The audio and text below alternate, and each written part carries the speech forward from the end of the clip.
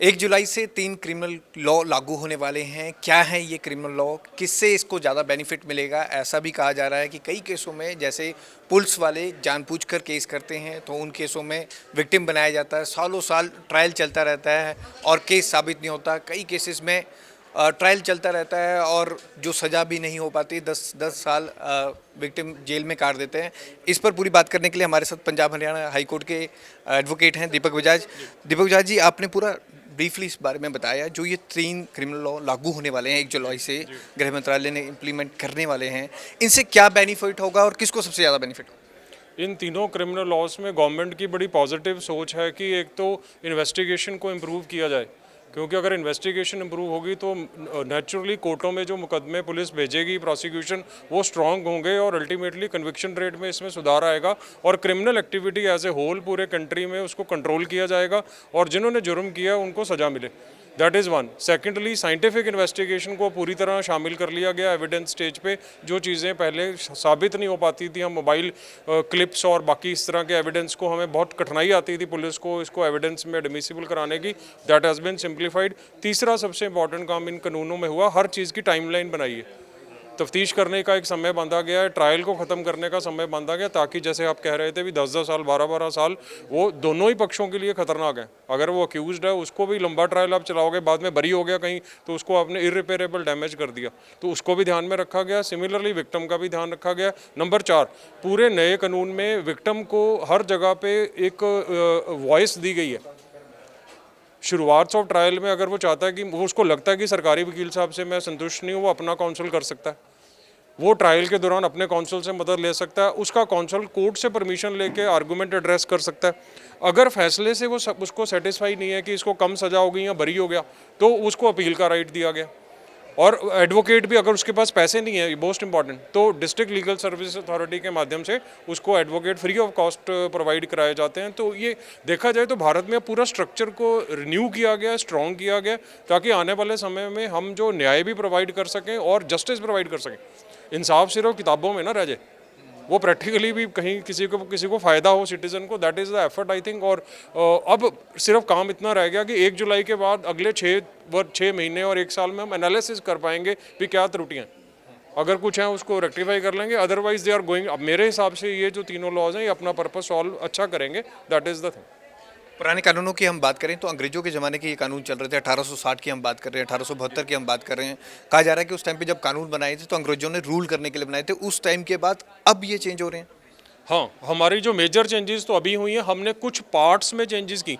इतने जो 100 वर्ष का जो कार्यकाल था उसमें हमने कुछ प्रोविजंस को आगे पीछे किया, लेकिन लार्ज मेजर रीवैम्प जो है वो अभी इसी के थ्रू हो रहा है। इस दौरान हमने कुछ नहीं किया, क्योंकि जो बेसिक अप्रोच अंग्रेज़ों की थी वो मैंने अपनी उसमें वक्तव्य में भी कहा कि उसमें उनका न्याय देने का नहीं था, that was only for giving दंड। सो अब वो जो अप्रोच चेंज हुई है और सारा जो इसको रिवाइव कर दिया गया है, ताकि आने वाले 100 वर्ष गवर्नमेंट की सोच ये तो यही है कि इसमें बार बार संशोधन ना करने पड़े। अदरवाइज तो अच्छा सिस्टम नहीं है कि हर 10 साल के बाद आप संशोधन करने बैठ गए। तो कोशिश की जाएगी कि संशोधन की ना सिचुएशन आए, इसको इसी को ही काम चलाएं और इसकी अगले 100 वर्ष तक की कम से कम लाइफ हो।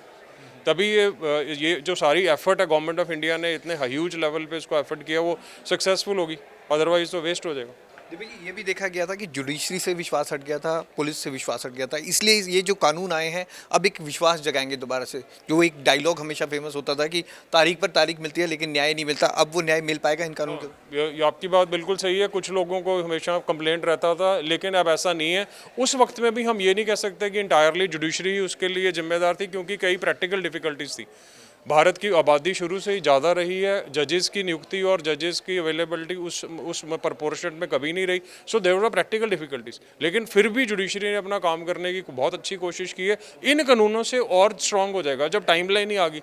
आपने सेशन जज साहब को या मजिस्ट्रेट को जब 2 महीने का टाइम दे दिया ट्रायल ख़त्म करने में, तो उनको प्रेशर रहेगा। तो ये कानून अपना काम करेंगे। ऑफिसर्स को भी सेंसिटाइज किया जा रहा है इन माध्यम से वर्कशॉप के कि कानून जब नए लागू हो जाएंगे आपको इसको जल्दी करना है। और बड़ी इंपॉर्टेंट बात मैं अगली कहने जा रहा हूँ कि एडजर्नमेंट कल्चर अब बंद हो जाएगा। जो मेरी फ्रेटर्निटी के ऊपर एप्लीकेबल होता है कि हम लोग कई बार एडजर्नमेंट ले लेते हैं किसी ऐसे ही ग्राउंड पे जो रीजनेबल नहीं है शायद, तो उसको भी कटेल किया गया।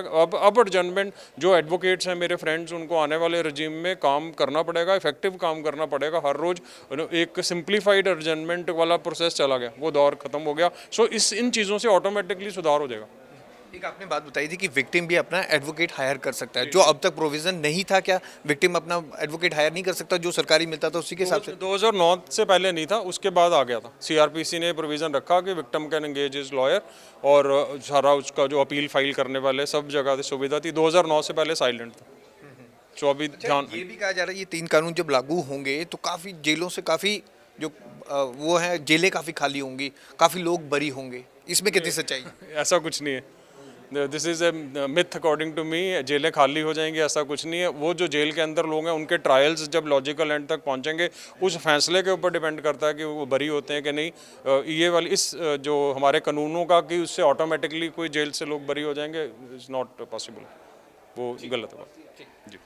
तो पुराने 3 जो नए कानून लागू होने वाले हैं उसको लेकर पंजाब हरियाणा हाई कोर्ट के एडवोकेट थे दीपक बजाज, इन्होंने काफ़ी ब्रीफली बताया कि इन कानूनों का कितना बेनिफिट आने वाले टाइम पे लोगों को होगा, जितनी एफआईआर जो होंगी और जो टाइमली इसका अभी तक जो न्याय मिल पाएगा उसको लेकर ये इम्प्लीमेंट होगा, और 1 जुलाई से ये पूरे लेवल पे इम्प्लीमेंट होने जा रहा है।